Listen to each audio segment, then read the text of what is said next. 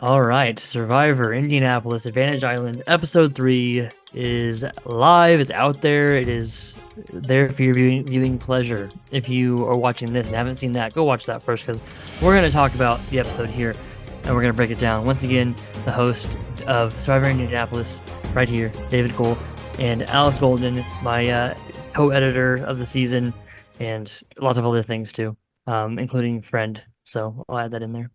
Hey, we're here to do this. We are recording this, for you guys because we want to talk about this episode. And my goodness, this one was very interesting. I don't think things went down how we expected them to go down. We No. had a new challenge as well, I believe, that we've never done before. So we're Brand breaking new. history here, or we're making history here, I should say, on episode 3. So this was a fun one, David. Yeah, I will say, let's go ahead and just real quick address the microphone issues before we get too far into this. Yes. There's several different issues, and if anybody from the cast or the crew watches this, I am not upset with anybody. The microphones as it. Well, there might be one person we're upset with. No, I'm not upset with him. Just He's kidding. a kid. He's a kid. So I'm not upset with him. So. But there's a lot of feedback, and the microphones were not a great. They were a cool idea, and they worked really well in our testing. And for whatever reason, the day of, they were just like a hot mess. Yeah. And this was not the first problem we have with the mics. Was this episode? There's other episodes coming up that will have similar problems or have different problems. There are a lot of times where the microphones were connected to the wrong phone, and so you'd have two videos, and the audios are flipped for like what they're videoing. So we're having to rearrange audio and video clips, and it's no one's fault other than just like it just happened. So Yeah. we want to address the issue. We know it is what it is. We tried to do our best to clean things up in certain spots, boost audio here, bring audio down there.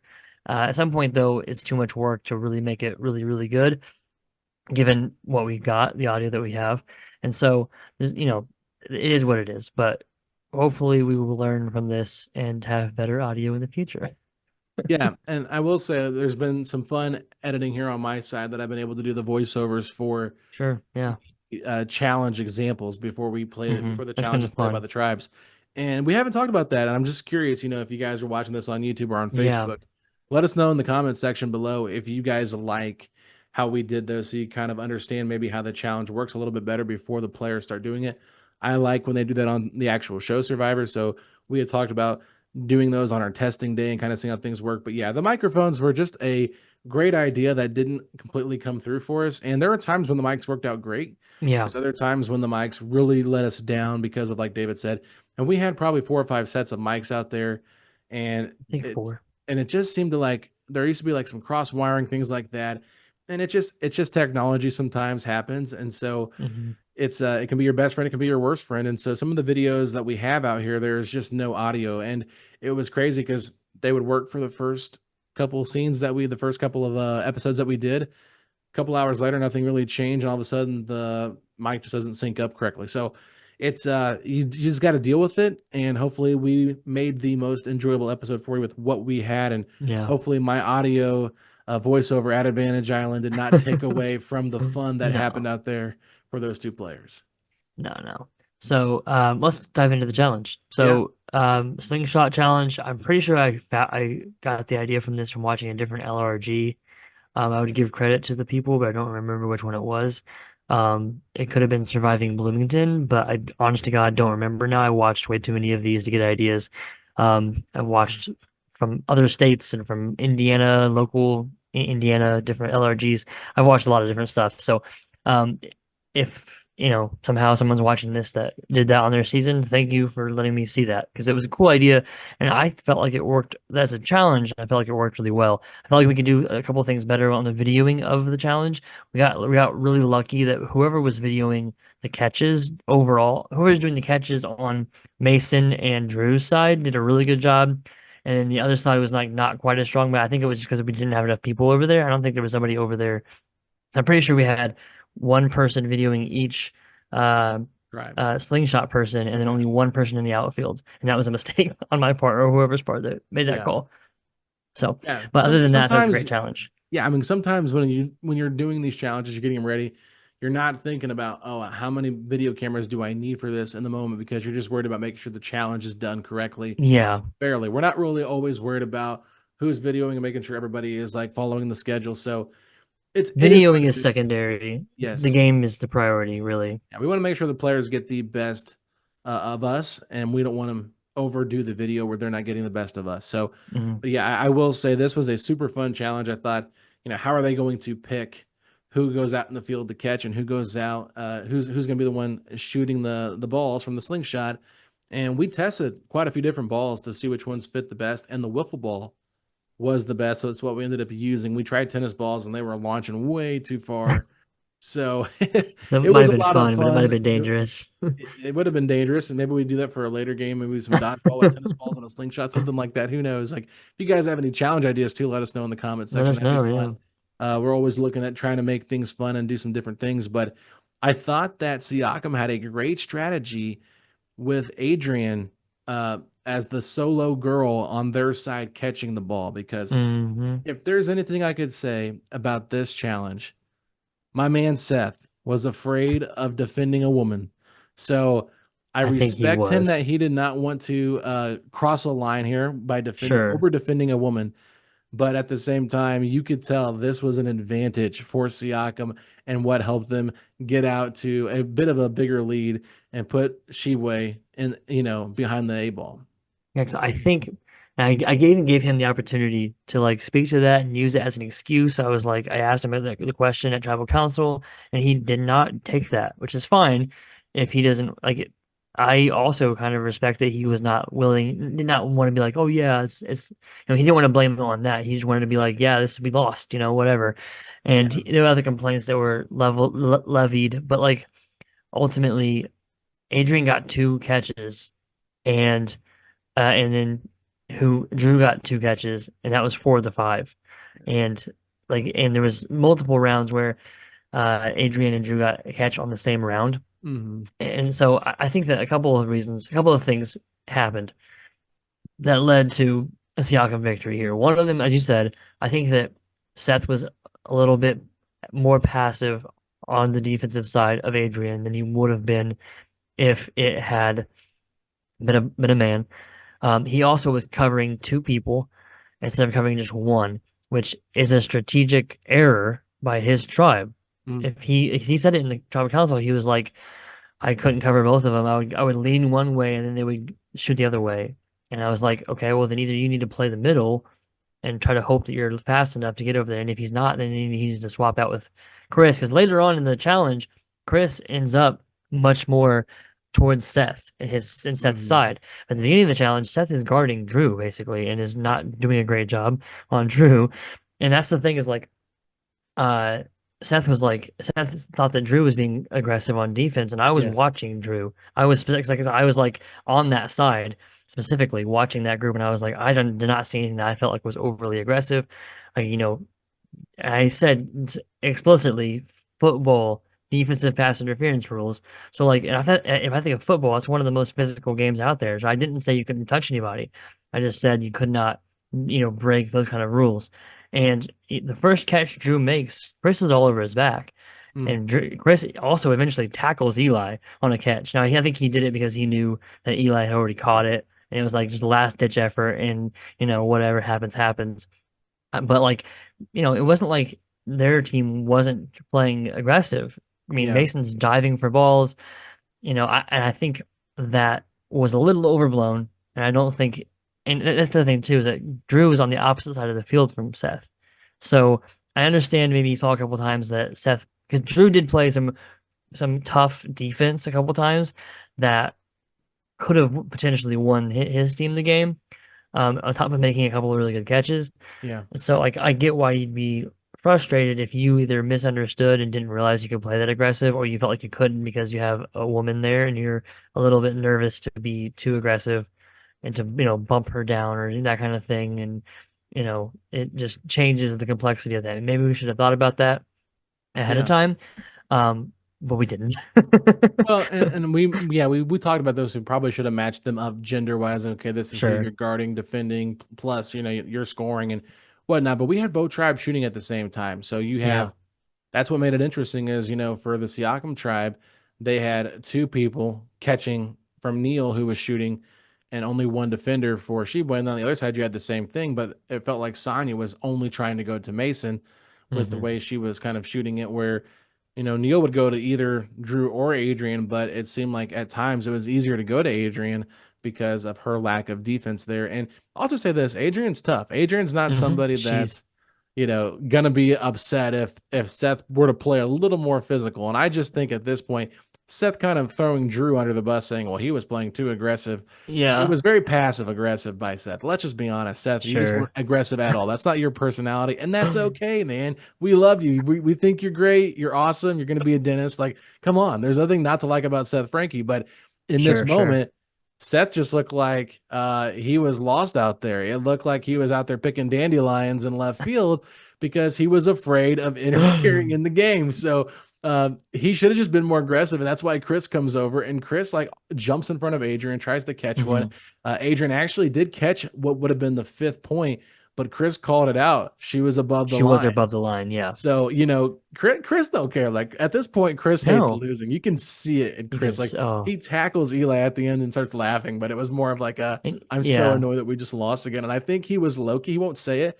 I think he was low key annoyed with Seth and his maybe. inability to be more aggressive. And so he just said, "Okay, I'm coming over here to destroy this." So Yeah. he he did break it up, but at the same time, I just think the strategy from everybody could have been better for this challenge, and maybe for future times when we do this challenge, we'll see a different strategy from all the players out there.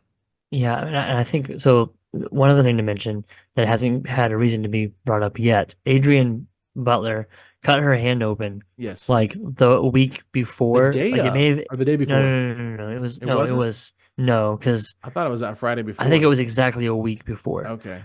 Because I was out at the Children's Museum with my son and with John and Ava, and she texted me and was like, or she called me and was like, "Hey, I want to still play, but do you think I'll be able to play if I have a cut hand?" And I was like, "Probably, first of all, but second of all, how bad is it?" Like, and it wasn't that bad, but she had it wrapped. So I wonder if, you have a taller guy defending a woman, and you also have her hand being injured, and I just wonder if he was just a little bit too careful and cautious for those reasons. And those are Yes. understandable reasons, right? The other thing I want to mention is I think that Neil was significantly better on the launching of the Yes. wiffle balls than Sonya was. And I think that was as much a reason as of why Siakam won as anything else. Neil was very good and there was I'm pretty sure there was two different rounds where Siakam caught two balls, and that means they caught Sheboy's ball and their Mhm. own ball, which Yeah. means Sonya threw it or shot it in a way that led to Drew catching it basically, Mhm. because Drew was on the opposite side. He was supposed to be playing defense over there, He was and playing he center field.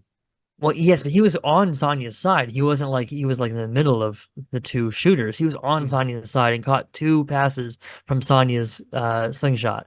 So it's like, and then you also see a lot of times where she bobbles it on. It happened a lot in our testing too. So I'm not being critical like, oh, Sonya, you couldn't do a slingshot, haha. Like, it's a Loser. slingshot, whatever.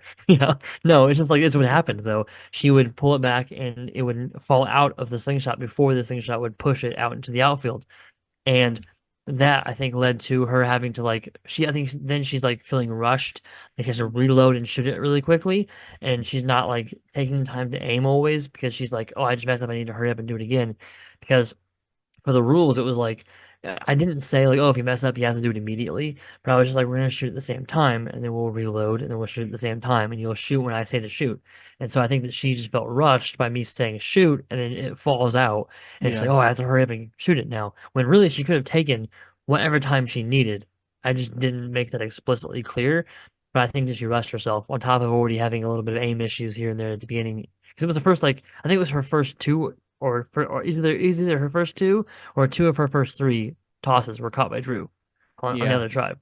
And So as someone that tested this out with you, and you can see in the testing challenge videos that we did, I was the one. I shot a couple of these, but I was not very good at this. I was not a very good launcher of the ball. I just it's got a weird feel to it, and you have to kind of get adjusted. And I thought, for Neil to be good at this did not shock me.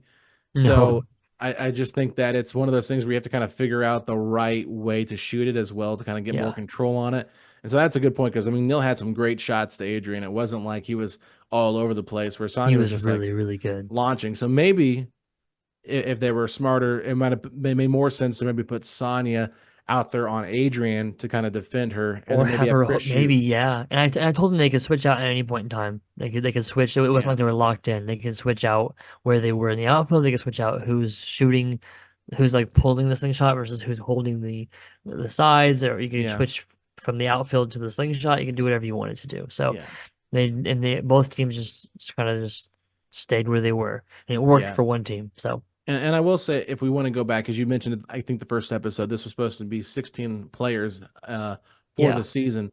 So this challenge was originally supposed to be done with 14 players still in the game, and this one was only with 12. So it did make it a little bit of an odd number. You would have had at least two more players out in the field playing offense slash defense, which yeah, would now be 4-on-4 versus 3-on-3. So it could have been a little bit more chaotic had it yeah, been 16. And I think the two players that we won't say who are going to play, but the two players I believe that, oh no, we had three players back yeah. out Three and we back ended out, up and then we getting somebody else. So the three just players that plugged one backed back out in. would have maybe had an impact on the athleticism of the game, Two of potentially. them for sure. Two of One them for definitely sure. not, uh but anyway, I think that it would have been very interesting to see had it been a bigger challenge. Maybe we do that earlier next year. Who knows? We'll talk Yeah, about it. But I think there was a lot of fun done in the challenge. It got over kind of quick, just because Siakam was able to get two catches in multiple rounds. really And quick.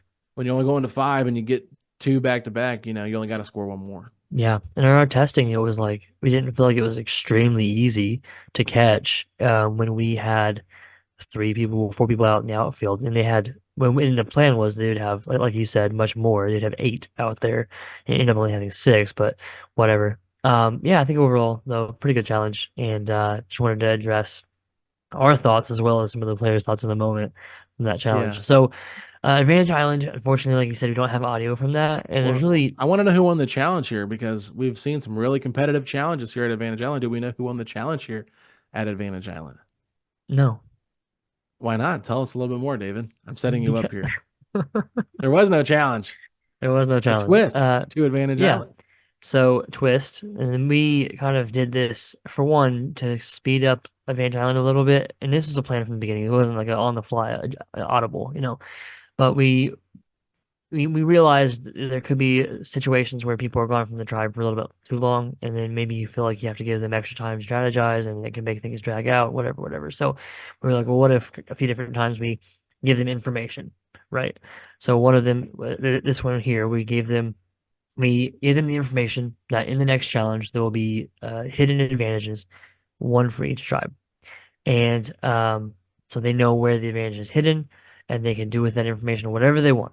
So the idea was like you could then put yourself at that portion of the challenge or something like that. But they were told they could not grab the advantage before the challenge starts or after it's ended. They have to wait till I say survivor's ready and then go.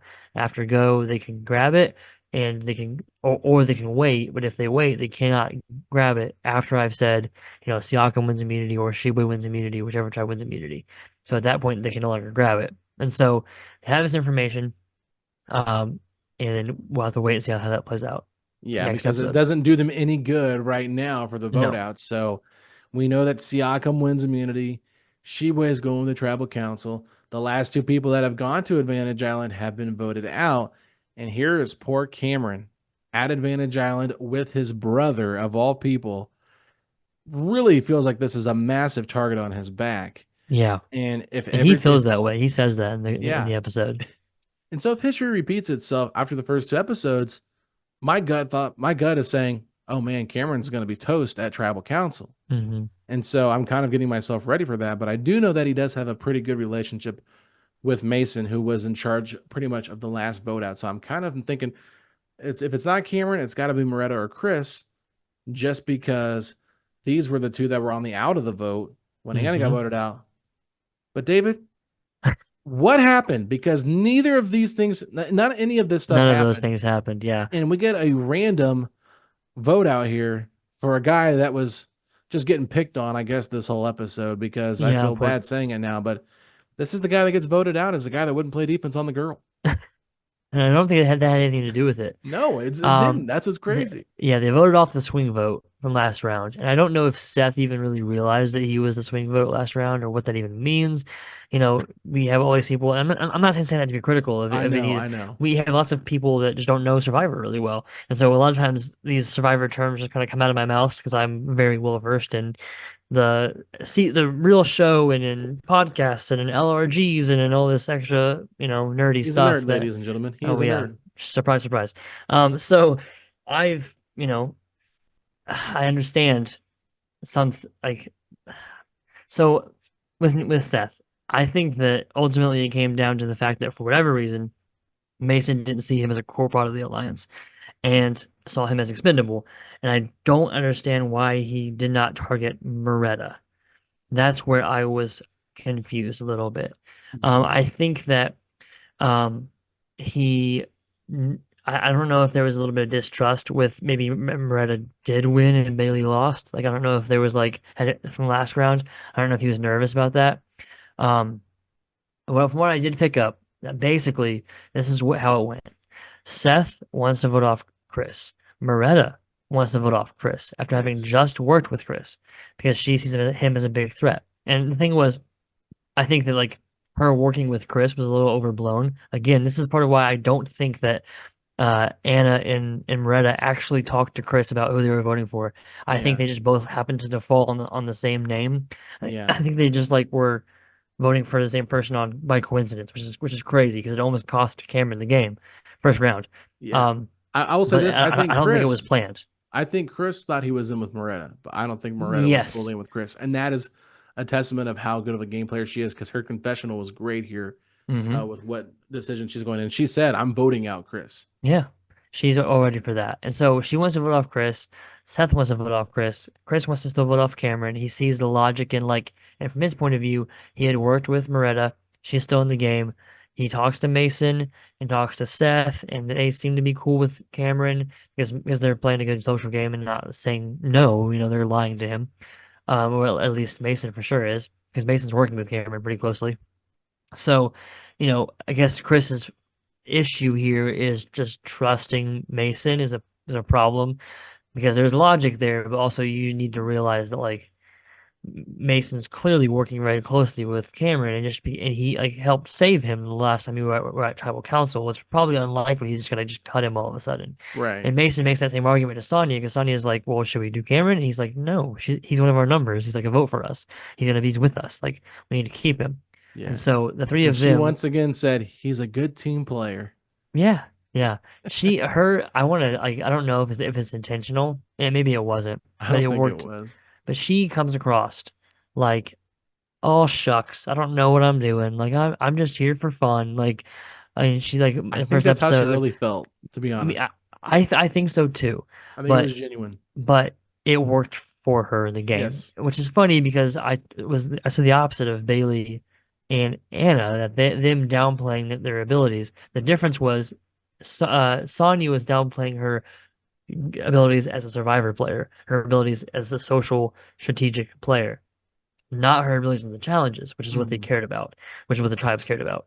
So, that all that aside, the stuff with Seth, I think basically what it came down to was they felt like Mason called the shots, and Mason did not. I think that Sonya would have voted off Chris. I think that Seth would have voted off Chris, and I think that um, who else am I missing? Oh, Cameron would have voted off Chris, and they did not realize that Moretta also would have voted off Chris.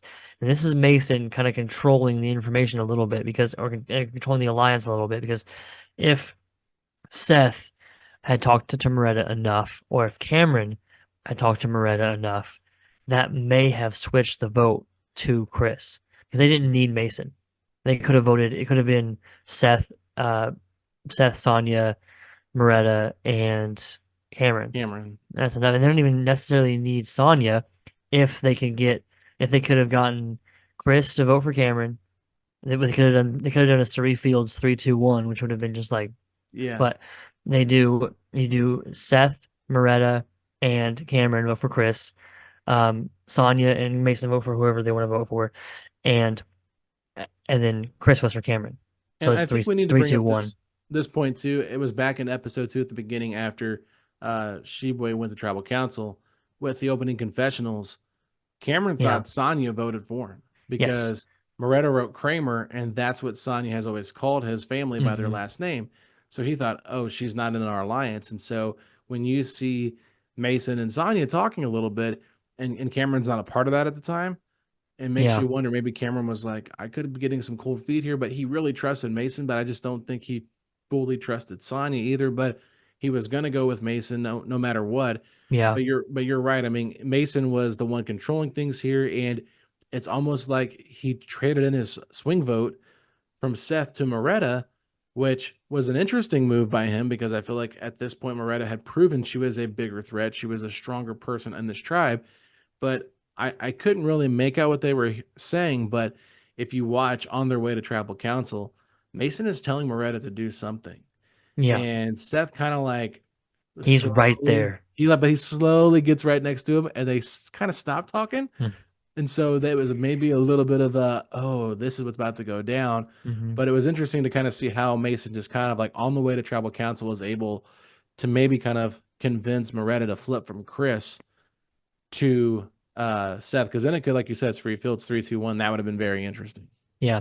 And I think what ultimately happened was Mason has enough survivor knowledge to be dangerous, but not enough to make the right move here. Yeah. And not even saying anything about his game in the future, where he goes from here. Just the simple fact that like you have an ally in Seth and you cut him to keep Chris, who you have no intentions of working with, that you want to get out of the game at some point pretty soon. You have a golden opportunity where basically your whole alliance is good to go. You have four people to ready to vote for him, and Mhm. you don't even need Moretta. And Moretta, we know from the confessionals, would have been fine with it anyways.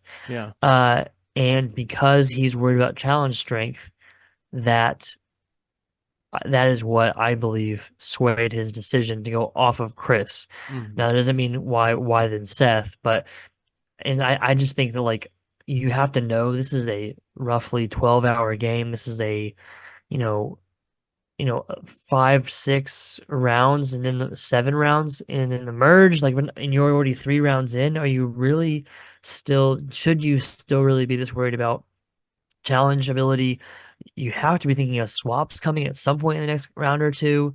If you know Survivor, like he does, he should know that a swap should probably be coming in the next couple of rounds, let alone the merge a couple rounds after Mhm. that. So like, do you absolutely need all your best challenge competitors at the potential risk of losing allies and keeping in someone in the game that you know is dangerous, that you know is not in your alliance? And that's the choice he made.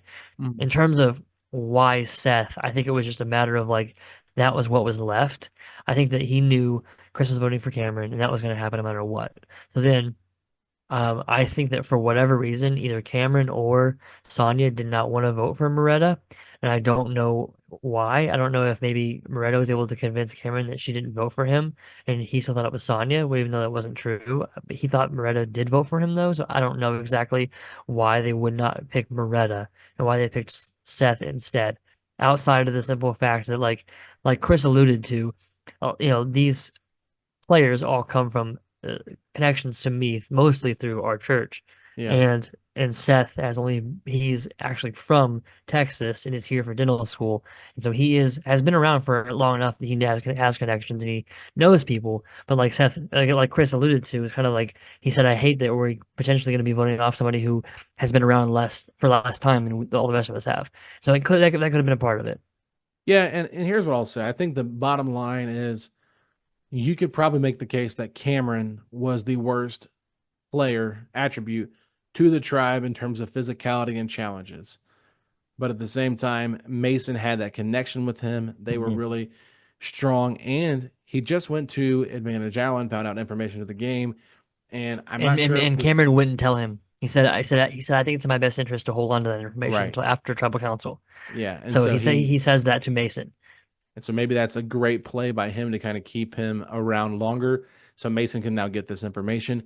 He also knows that Cameron's brother Eli is on the other tribe, and like you said, if there's a tribe swap coming up here, maybe they're thinking bigger picture. Let's Hmm. keep this alliance potentially together that can grow, get some players from the other tribe, and we can really have a powerhouse that gets to the end. But Survivor, it's always up in there. You can't ever kind of predict what's going to happen. Everything will throw Sure. curveballs at you, but I just don't think there was really any relationships like solidified with Seth. Seth was one of those guys that never solidified anything. It was just kind of like okay, oh shucks, yeah, like one of those things. And to me, Chris was just such a much more stronger presence in all of these challenges. Where if you're really trying to win tribal immunity, it makes sense to keep Chris over Seth. And then, of course, like I mentioned with Cameron in the social game, yeah, to me, like Moretta, I never once felt like she was a threat, and it's because nobody ever brought her up. And I think because she did so good on the puzzle and got Mm. them their first immunity, it kind of like That bought solidified her her some time as for sure. she's maybe our strongest girl. We can't get rid of her either. So I feel like in her willingness to work with them and kind of give opinions, because that's the difference I think socially between her and Seth Sure. at this point is she will listen, but she's also okay with giving some information back where you feel like you're at least having a conversation and not just getting told, "Hey, let's do this." And when you don't have any opinion, I think sometimes that can really hurt you in Survivor. People are looking for your opinions to kind of bounce ideas off of, and sometimes people try to like be quiet and just like skate by without saying anything, but that doesn't always work out. And I think that usually we're seeing in these first couple of episodes, it seems like the quieter person, at least the last two, ends up being the person that gets voted out because they're not really saying much. Yeah, I think that was part of it. I think that he needed to solidify that alliance after that first vote. He Yeah, needed to lock that in and go talk to Mason and like confirm like, hey, I'm with you, like we're together, we're whatever, right. whatever. And maybe that wouldn't matter. But I think that is something that you want to give people a reason to keep you. And just pure challengeability is not the only thing, especially when you're on a tribe where you have a couple of people that are obviously just like Mason and Chris were just clearly the two best people at challenges on their tribe. And so Chris had been amazing on the first challenge. Mason had been the best on the balance beam. The second Yeah. challenge, him and Sonya, and then the third challenge, Mason was one of their only catches. He had two or one, I don't remember now, but they only had 2 points, I think, and Mhm. I think he had two. I can't remember Yeah. now for sure, He had the diving but catch and another catch. I think he had two, so either they had three or he had all their catches. So like, Mason and Chris are really anchors on the challenges. So you can't be like, well, I'm good at challenges because like maybe you are, but you're not as good as they are. And Yeah. so if you're Seth, you can't make that claim. And so also so then you have to give them like a reason strategically. Like I am like because Cameron was clear like he's putting himself in positions like he's all hold the slingshot, Yeah. because he I'll do and as he'll little as be possible. he'll be the first to tell you, like, I don't want to put myself in a position to where I can cost us the challenge. Yeah. And that's really smart by him to know, like, hey, this is what I'm good at, this is what I'm not good at. I can go and be strategic, I can be social when I have to be, but some of these challenges I'm not going to be as good at. So I have to find myself in a position to where I can help us succeed. And so he's doing that. And that's, there's a reason why Mason tells Sonya, we can't get rid of Cameron. He's a vote with us. And he didn't say that about Seth. Yeah. Right. And it's not because Seth went to Vantage Island or Seth, it's just because he just didn't lock in that alliance. He Yeah. was late to it the first time. He was brought into the plan late. And he was brought into the plan late again. Well, not at all this time, but he was brought into the plan late the first time and never locked that in. Yeah. I'm glad that Cameron broke the streak of going to Advantage Island being a Sure. disadvantage. And I will say this for Seth, if you're watching this, I got voted out second on my tribe when I played, and I was able to win the returning players challenge and make it very far in the game, final four. So Seth, we're dogging on you quite a bit here, but there's still hope for you, buddy. You can still get back into this and you can still make a name for yourself because it's not how you start, it's how you finish. And with Survivor Indianapolis, you have that chance to kind of rewrite your game a little bit by, you know, getting into that game with the returning players challenge. So, getting voted out third isn't the worst thing. You get to eat a little bit, chill, talk to people, get some information in the game, maybe meet some people you didn't know since you are pretty quiet. If you get back into the game, man, you could really change things up here. So I would say not all hope is lost, but Seth, yeah, this could have gone a little bit better for you had you done a better job strategizing and being more committal. But at the end of the day, as someone that got voted out third overall in the game. It's tough to see everybody else vote you out, especially when you get kind of a little bit blindsided. Oh And yeah. he definitely said that at his exit. He's like, "Oh, I got blindsided," but he was a good sport about it. And Yeah. he even gave Survivor Indianapolis a nice little promo there at the end. Yeah, yeah. I can't I don't know what it's like yet, so we'll see if I ever have a chance to figure out, what that feels like, but I can't imagine it feels great. Yeah. And so I'm coming at this from an so are you, from an analytical perspective, trying to give trying to give these players some like knowledge of like, oh, okay, so I can see if I ever play again, this is what happened and why at least these two yahoos think that I lost. But also to give people watching our content, watching the episodes, they can maybe get a little bit of a better understanding as well. So I don't think either one of us are trying to be overly critical of any of these people because it's not, Mhm. if someone has to get voted off, you just not a whole lot of room to hide. And it probably to some extent was a coin toss between Moretta and Seth, and it just went against Seth this time. So Right. Yeah. Somebody has to get voted off. That's the bottom line with Survivor. It's just how do you keep yourself in the game? And I think at this point, if we were kind of power ranking this tribe, Mason looks like the top dog, and right underneath him would be Sonya. I think those two are the ones right now that feel like they're the most in control. hmm Feels like Chris is probably the next to go if I were to guess, but it seems like Moretta might be in good hands too, just because nobody's ever talking about her really as a threat. I think in the first episode, like Seth's like, "Were you guys talking about voting out Moretta?" And Chris like, "Yeah, we were now." And he's like, "No, just kidding. We're not doing that." So it seems like yeah, she's in good graces with everybody. So I don't know. To me, if they lose again, would Mason flip on Cameron? That to me is where I'm thinking at for the next episode, just sure. because If he's if they, thinking about challenge strength, yeah, he's the next one that has to go. But it could be Chris just because Chris has been so I guess you could say vocal, demonstrative with everything that he's doing. I mean, we sure. finally got to see the sunglasses get thrown. So, Chris hates losing. I mean, he'll tackle different players, like almost had to kick him out of the game for being too aggressive, but the game was over. So we just let it be. Yeah. Okay. Well, I think with that, we are ready to toss the conversation to the listeners, the audience here. Let us know what you think. Send us questions, comments, criticisms, everything below. And we'll see you guys next week. See you.